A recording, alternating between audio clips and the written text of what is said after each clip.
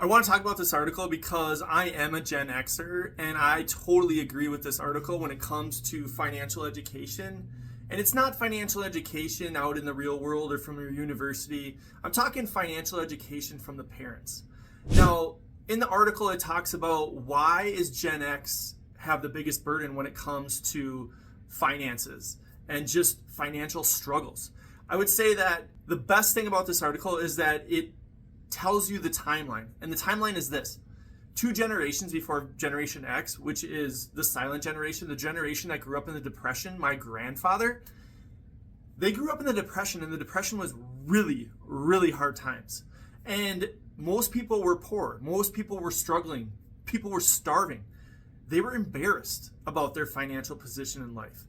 Because they were embarrassed, they didn't talk to their kids, which is the baby boomer generation, which are my parents. The baby boomer generation couldn't talk about finances because finances were something you don't talk about. You don't talk about your salary. You don't talk about investments. You don't share anything when it comes to money, because if you share and you have more than someone else, then you're bragging, then you're arrogant. And if you share and you have less than someone else, then you're poor, you're weak, and you're humiliated. So the boomers didn't talk to our generation, me, about money. They didn't tell me what their salary was. They didn't tell me what their investments were. They didn't tell me what their retirement plan was. They didn't tell me what their long-term planning was. Now, this isn't everybody, but this is a large majority.